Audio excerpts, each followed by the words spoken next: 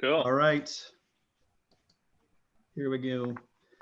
All right, let's see. Is this working? There are people entering. People have come in. Hello, everyone. In you go. Whoa, Here we are. 136, 145. This is more people than I've ever seen in one room. You've been to some of my gigs. That's not true. Oh, that's true. That's true. You filmed some of them. Hello, everyone. Welcome to our second to final panel. One of the best panels you'll see yet on a very interesting and important topic in our era. More important than the elections, more important than anything, I think. We are here with three experts, three non-amateur experts who are very interested in a topic that you all really need to know about. We have the Cryptid Factor here. Hello, gents. Hello. Hello. Yes, hello. We've all been told to speak specifically individually to help with the signing. So I'm talking now. This is my section of talking. I'm Rhys Darby. Some of you may know me from movies and television. I'll give you a hint. Welcome to Jumanji. Werewolves, not swearwolves, that sort of thing. And of course, with me, my co-conspirators, Dan Schreiber. Hello. Dan, talk about yourself for a bit. I'm living in London currently at my in-laws' house, and that's not them. That's we should point out that's the National Gallery in London. National Gallery. My in-laws are very rich, and I do podcasting for a living. I make another show outside of Cryptid Factor, which I host, called No Such Thing as a Fish, and I also am one of the QI Elves, which is QI is a TV show in Britain, which is all about facts. And I'd like to point out, and to interrupt, I'll also be interrupting from time to time, that I featured on QI. I've been on that TV show. Yes, you with did. Stephen Fry. I got to meet the wonderful Stephen Fry. It was one of the best moments of my life. Oh, is this about you again? Sorry. I asked them to talk about themselves, and they are doing it quite well. You're pretty good at this, Rhys. Here's the main event. Buttons, tell us about you. Yeah. The main event. Do I get to talk for once and nobody interrupt me? This is very exciting. This is I should have a sign language person with me all the time, so nobody interrupts me. It'd be perfect. Hello, my name's Buttons, aka Leon Kirkbeck.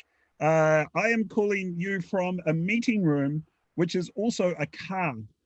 You'll see here, there's a coffee table outside and what have you. This is a car within the reception area of the company I work at, And so this is a real meeting room. Don't think that I'm calling you from a vehicle on the side of the road just haphazardly. This is very important meeting room. So although it would not be unusual for him to be calling us from his car. So we've been running this podcast, the Cryptid Factor, which began life as a radio show on a techno dance station in New Zealand in 2008. We did Saturday mornings. The rest of the time it was dance music.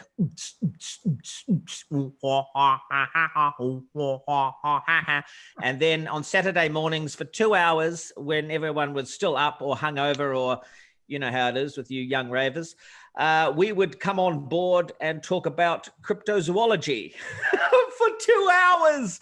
And honestly, we never ran out of material, because in life, there are so many creatures, beasts, monsters, paranormal anomalies, that we had a lot to discuss. So we deal with things like, obviously, the classics, Sasquatch, Yeti, the lake monsters, the famous ones, of course, Nessie, Champ, Ogopogo, and of course, then there's many other hairy hominids, Yowie, Almasties in Russia, and we go into, Chupacabra, which is the goat sucker from originally Puerto Rico, heads into extraterrestrial areas as well. Anything really in the unknown that is of a creature or has a creature feature, we will discuss and we're interested in. So are there that's right. are there cryptids and creatures that are more widely evidenced than others? Are there ones that are more likely to exist than others, and what would those be? Dan, you can pick that up. Yeah, well, one of my favorite ones, and I'll be honest, this is not answering your question. I just want to see how this comes out in sign language. The Mongolian deathworm, which is said to spit acid from its eyes and lightning bolts from its anus. Nice. I'm just watching that sign. Yeah, here we go. Oh, that's good. Ah, that's good. the I anal like lightning bolt is very Wow. nicely signed. I'm going to remember that. So sorry, forgot your question. Are there? That's probably one of the least likely to exist. But well, can I just step in here and bring some sensibility? It'll be the first time I've ever done this. But the one thing that cryptozoology also covers is out of place animals. So that's animals that would normally reside in another country, another continent, but they pop up or they have sightings in strange other countries or continents where they've never been seen or never been proven to be through science. Or they have been extinct for a long time and people have glimpses of them. So really any animal that science is yet to define or put in a place. So that for example is things that we call alien big cats, which sound really cool because they sound like they're big cats from outer space, but really they are just like leopards or pumas or lions in countries like here in New Zealand. We have sightings of alien big cats down in Canterbury. A sighting just happened last week, and somebody will see it, it'll run off into the forest and it'll never ever be found. So it can include things like that. And yet we on the latest episode we just did, our Halloween special, I brought up something which these two guys as New Zealanders know really well, but I hadn't heard of, which was the sort of mysterious moose of New Zealand, where we know that in the 1900s, a bunch of moose were brought into New Zealand and they were there for hunting. Some of them escaped and the last ones were presumed shot in about 1952-ish area. And so no one has seen them since, yet since then till now, evidence is constantly being brought forward of moose hair, of chewed trees that are definitely by moose. But no one has seen it. And so this is a completely identifiable animal that we know is probably there because we've got the evidence, yet we can't find them. And that's just such wonderful sort of a counter argument to anyone who says, well, Bigfoot or whatever doesn't exist. You say, well, okay, these moose do exist and we can't find them. How's that possible? Well, that's a good point because, we only can, we've searched so much, and also underwater, we haven't nearly scratched the surface in terms of searching all of those areas too. There's probably so many creatures that exist that we haven't cataloged yet. So the idea that there's space for some of these creatures to exist is definitely wide open. Do you guys have a personal favorite, each of you? Yeah, absolutely. Mine is the chupacabra because it really is a almost mystical, but tangible animal that has been sighted first in Puerto Rico. It is known as the goat sucker. That's what chupacabra means. And it basically sucks the blood out of its victims. And that is goats and also chickens. Now, this thing has been sighted. It's got small legs in the front, larger legs at the back, like a kangaroo, but it is about the size of a dog. There's been reports of it having wings and for it to be able to sort of disappear into the night. And it started off in Puerto Rico, and then sightings started to happen in South America and in Central America as well. And so we even went on a chupacabra hunt ourselves and found a taxidermied version of this animal in Texas. So I have a special fondness for that one myself. How about you guys? Buttons? Oh, me. Oh, okay. One of my favorite ones is actually one called the Jersey Devil. And the Jersey Devil was said to have been born by a woman who was having her 13th child, she was a little bit tired of having children by having 13. By that stage. It's quite, that's fair enough. And she was over in New Jersey. This is, I think, the late 1800s. And she basically cursed this child to Satan.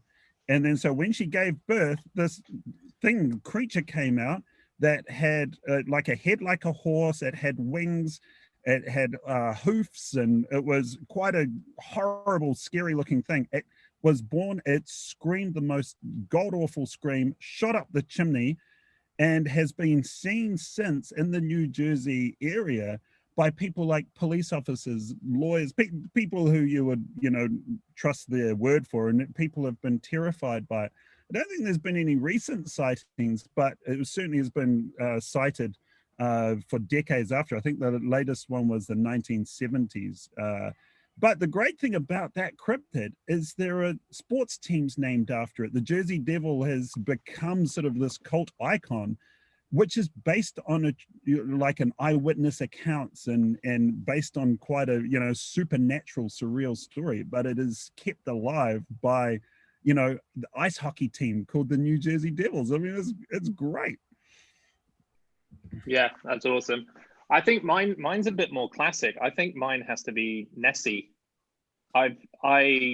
Rhys has been on a few expeditions to Loch Ness, and I've been as well. And in fact, I've got my little Nessie here that I got at Loch Ness. But I think for me, the reason is because up until that point, when I would hear about Bigfoot or I'd hear about any of the sort of great sort of classic frontline Avengers cryptids, you'd sort of go, okay, the wilderness is, it's big, but it's not that big. Surely we would have seen it by now. And I thought that about Loch Ness. And I went to Loch Ness in 2014. And I remember going to the lip of Loch Ness and just realizing how huge it was. I had no idea how massive it was. And for some reason, just in that moment, this big mystique kind of took over. I was like, shit, this could exist. This really could be a thing. And then reading into it and all the theories and all the people who've been obsessed with it and the things that have come off the back of the obsession with it, the Titanic and the Bismarck were basically found as a result of someone who was so desperate to find Nessie that he created better radar technology in order to find it. And then that was applied to other scientific purposes. And it found us the wreck of the Titanic and the Bismarck and Aleister Crowley living on the side of Loch Ness and trying to summon it up. And just there's so many stories that permeate from this one place over this one obsession that, yeah, for me, that's the one I love. And we have a question from Lynn. Have any of you lads experienced a face-to-face encounter with a cryptid? Have you been near the presence of a cryptid? Buttons has, hasn't he? Good question. Have you, Buttons? Well, funnily enough, not so much. I've seen some weird stuff. Not so much of a cryptids, but my father has actually seen a cryptid. There's a beast here, a hairy hominid. It hasn't been seen much. It's called the Mohau monster. And my father, driving through a country road one day, saw this hairy, very tall 7-foot beast on the side of the road running into the forest. And so that's one of the sorry, my office chair keeps does that. Do you have your seatbelt on? You should put your seatbelt on. Okay, while he's adjusting his seats, while he's it keeps on. I'm so sorry. I'm so sorry, everyone. I told him not to do his work in a rundown car inside someone's office. But look, we have been on expeditions ourselves, and one of our most famous ones was looking for the Thunderbird. So that is a giant flapping winged creature.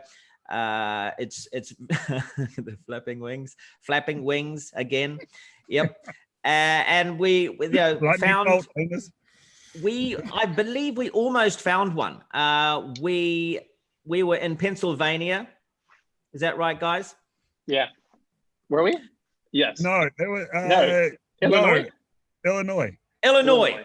All the states look alike, guys. They all look alike. Yeah, it was in America somewhere.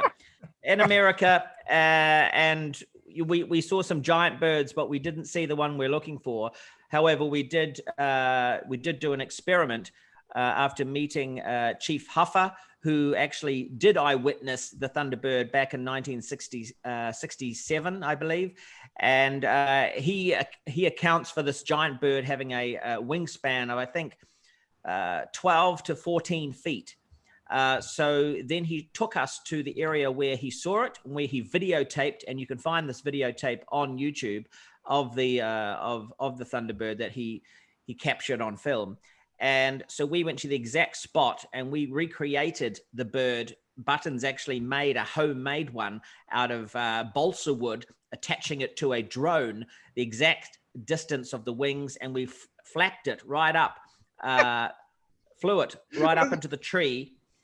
And you know what? It measured out exactly the same distance. So, model for imagery, for match to match, perfect, which proved to us, at least, that what Chief Huffer had seen was a real giant phenomenon. Yeah. And also we went on another expedition to Austin, Texas, where we went and saw somebody had a stuffed chupacabra, believe it or not, the goat sucker, or at least it's a very strange hairless dog with really weird markings on it, which they believe to be the chupacabra. We should also say on that trip that we did in Illinois, we were constantly going off on sort of separate adventures because we were filming something. We had a bit of a crew with us, and we would go away and we do our own little researches and come back, and we were desperate to see something that was out of the ordinary, anything. And I remember we were the ones taking it most seriously, like we're really serious about this. And then one night, I don't know if you guys remember this, but we were sitting around just drinking, talking about these monsters. And Rosie, Rhys's wife, comes back with Fleur, who's on the production. They go, guys, we just saw this hairy monster with red eyes come out of the bush. And we were so pissed off that they'd seen a cryptid. Well, here we were. It turns out they had seen an alien big cat. So they saw a giant puma, the back of it with a tail. And it's one of those weird synchronicity moments where we're all hunting something else, and then out of the blue, another monster from another realm just appears, but not for the people who are interested in it. People who couldn't care less and are completely skeptic. Oh yeah, I saw this thing. And so that's totally annoying. But that's what happened. I had that happen on a trip too. I went to an estate where it was haunted, and we did like a company offsite, and we were like, oh, I can't wait to find a ghost. This place is the most haunted, one of the most haunted places in the US. And the one cynic in the group woke up and said, I had someone tuck me in my bed last night and say, you have really pretty eyes. And I was like, that's why we went there. Yeah, it's so unfair. Unfair. We've got a question. I don't know if you guys can help with this, but can you tell me how I can find a werewolf, Mothman, or other cryptid monster as a boyfriend? No reason, just asking. Is that... As a boyfriend? Yeah. Not great choices. I personally wouldn't have a Mothman as a boyfriend. But yeah, the Mothman is very almost demonic in nature, because we don't know what this thing is. It is a flying cryptid. It has big, evil, owl-looking red eyes, and it seems to be a harbinger of death. So when it turns up, bad stuff happens. Taking that boyfriend to parties would be a real bummer, because every party you'd go to afterwards would be like, yeah, did you hear after you guys came to the party, the house fell down. Away. Damn it, I gotta bring Mothman boyfriend next time. Yeah. Werewolf boyfriend. Are you getting human boyfriend with that as well? Is that a sort of a nice escape? Yeah, it's a 2-for-1 deal. It's a 2-for-1. I recommend, the only good thing about the werewolves is they've got a lot of strength. So if you need a bit of home handy work done, or there's a jar that needs opening, leave it till the full moon, and then just have a list or all the objects and things that need fixing, and make sure the werewolf is obviously chained up and secured to something like perhaps the porcelain girth of a toilet. but then is able to reach out and do all the jobs that need doing before the sun comes up. Yeah. Although the amount of clothes you'd have to have an account at a cheap discount clothing store, because you'd be ripping through clothes all the time. Be like, oh god, new pair of pants. And don't be disguised. Don't be fooled as to how hot they are when they turn, because yes, they're quite sexy, but they will eat you. Yeah. Yeah. I'd say with all three boyfriend choices here, you will be eaten. Is the sad ending. The one thing I've got to point out as well is that people, all you guys watching, you should be encouraged to look up your local legends and myths of cryptids, because you'll find in a lot of countries, everybody focuses on these, the popular cryptids, the Bigfoots, the Loch Ness monsters, the Yetis, and what have you. But there are a ton of really fascinating local examples of cryptids, and quite often lake monsters and stuff that people have seen that don't get anywhere near as much, publicity, but you can look them up and go hunting for them. I mean, that's a great idea. I actually, somebody asked just now, also, Sarah asks, are there any cryptids that are portrayed wrongly in the media that you want to change that bias about? Are there any that you'd like to give the information? That's a good one. Maybe got a bad rap somewhere. Yeah. Well, Bigfoot. A lot of people think Bigfoot often will attack, and there's not. It's sort of more a docile creature, isn't it? It's not. Yeah, harmful. Probably the most popular cryptid is Bigfoot or Sasquatch, and some myth around that. Popular myth is that, of course, there's only one for a start, like it's a boogeyman. But of course, if we take this seriously, and we do, these hairy hominids are definitely primate in nature. And there's a large population of them for them to survive, and we believe that they migrate. They live in packs, family groups, if you were, and so there's a reason that these things exist, is because they can hear us coming. They live in an area where we're not really attending. Once in a blue moon, you'll get a hunter or some group come in, and they can hear us miles away, so they move on.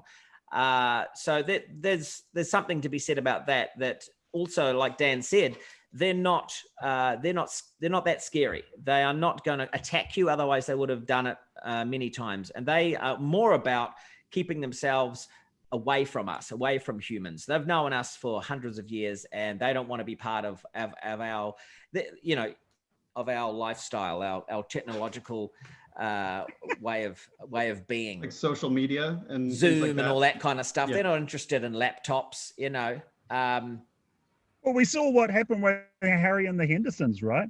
It was like Harry just had a hard time adjusting to technology. Jury's still out as to whether that was actually a documentary or not. Buttons. Some people believe that was a scripted fictional movie. We did a few episodes ago on the podcast. We were talking about Bigfoot and the fact that during this lockdown, there's been sightings in places you might not usually see Bigfoot because they've got a bit more access. And one of the things that we were talking about was there's been reports of the sort of downtime hobbies of Bigfoot. And one of the things is apparently Bigfoot likes to braid the hair of horses as a sort of like stress reliever, as a sort of mindfulness thing. And so all these reports were coming out about horses with beautifully braided hair. Owners would wake up in the morning going, who the hell braided my horse's hair in the middle of the night? Yeah. And so quite calm yoga-esque. Well, it does feel a Zen Bigfoot. That's Zen good. Bigfoot, yeah. Getting a little time to themselves. And I feel like the quarantine has brought out all the animals because we're all condensed into small areas like they've been. So now, of course they'd be. And now is actually the time for these cryptids to flourish. When in a lot of places on Earth, the humans are no longer going out. They're kind of stuck indoors, what have you. So, you're going to get a lot more reports of these creatures sort of coming more out into the open. Plus, with deforestation and things like that, and the world changing and it going badly, they are becoming more desperate for food and things like that. Hey, Charlie, I just saw one question in the Q&A from Leanne, which is a very good question, and it relates to cryptozoology a little bit. Is, do aliens exist? And we do cover off aliens. We love UFOs and aliens and what have you. Cryptid factor. We push into that world as well because we do see them as a form of a cryptid as well. We don't do ghosts for one reason or another. We did in the latest Halloween episode, and if I encourage you to go and listen to it, because one of us has an incredible ghost story to tell. That's all I'm going to say. But aliens, do they exist? I think the honest answer is yes, because so many people have seen them. So many people have examples of them. Area 51 doesn't exist for no reason and secret for that reason, but also, if I can just for a moment share one of my very, very favorite. Oh man, I knew it. This is like this is cryptid factor bingo. No, every interview we do is just a preamble for Buttons to engage whoever he can, and in this instance, it's thousands of people. I have a mission. If you've got a drink, down it. This is the moment. This is bingo moment. Here's the big theory. Okay, get yourselves ready.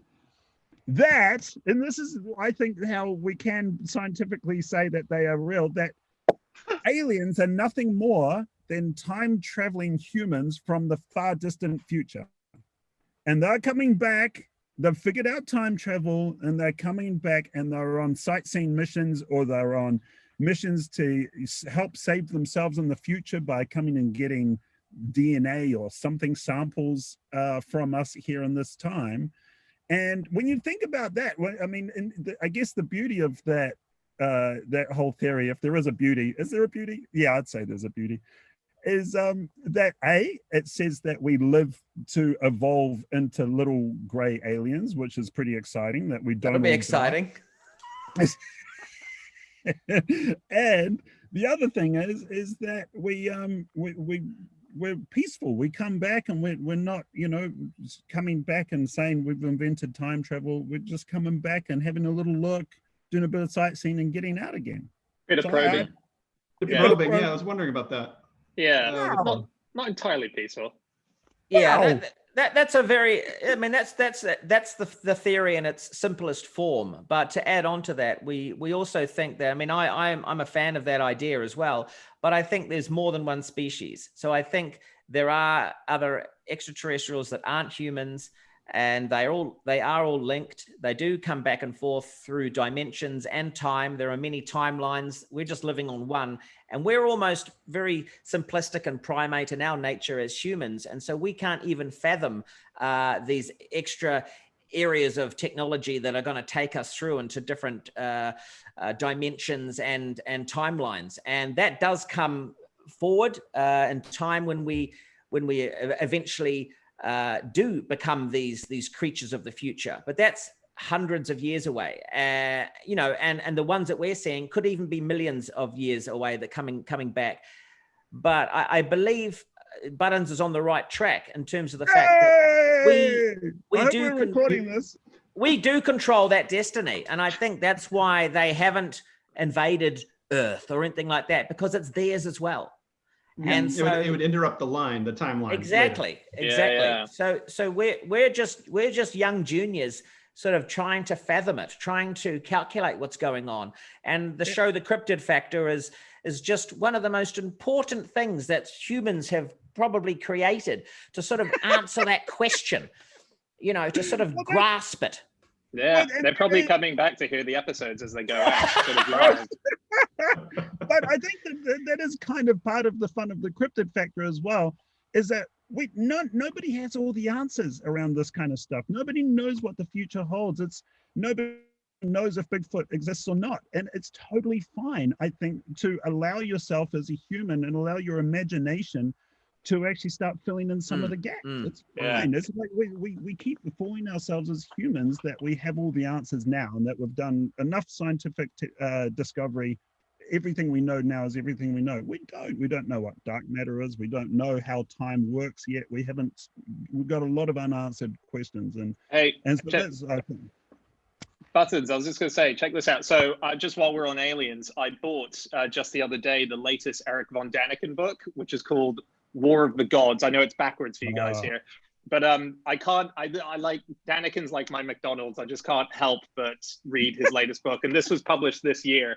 And the chapters are amazing. So you've got Alien Skulls, where he talks about the absolute sort of thousands and millions of skulls that have been elongated around the world that we keep finding in different places. And there's another chapter about a planet exploding where a previous civilization used to have. But in the Alien Skulls one, he's talking about these giant humans, these giant sort of elongated skull humans. And he shows this picture, which I'll show you guys, where he talks about a guy who was in Egypt who discovered the finger of a giant, just the finger, and that's all he has. But you can see the finger here, right? That's the finger. But if you look down here, you can see the fingernail that's made out from it as well. I don't know if that's coming across as clearly as it is in the book. Lift that up a little bit. Yeah, I can see that. I mean, look at that, right? That's a giant finger. And awesome. It's just I think the quality on my laptop's not as good as you guys. I just saw a sort of a black blurred thing there, but the mysteries continue. It's huge. It's this giant finger. So if you want to hear audio descriptions of pictures and books, listen to the Cryptid Factor is what we're saying. That is pretty much that's one of our features, yeah. Good. Well, the one thing about the time travel, I'll just say, Charlie, is the one I read a book, and the one thing they said is that if and when we do invent time travel, and it becomes common knowledge that we have time travel, everybody will be time traveling, right? It's just one of those things. It'll be like we invent air travel to go to different countries. Everybody starts air traveling. It's fine.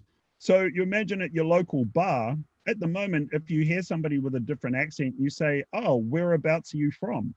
Once we invent time travel, you will literally have to ask somebody, oh, when are you from? I like it. Because somebody will turn up and they'll be at the bar and they may have come from 30 years in the future. They may, be like, oh, you're not fully evolved into a little gray man yet. So when are you from? I'm from 2642. Oh, how are things there? Oh, they're really good. You have a terrible PR disaster. I won't go into it, but I think you should probably go home sometime soon because you make a bit of a mess of yourself tonight. That kind of thing, it'd be really cool. Sure. So much to.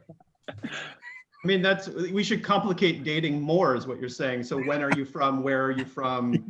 What are you into? Yeah. Real sticky. I don't know.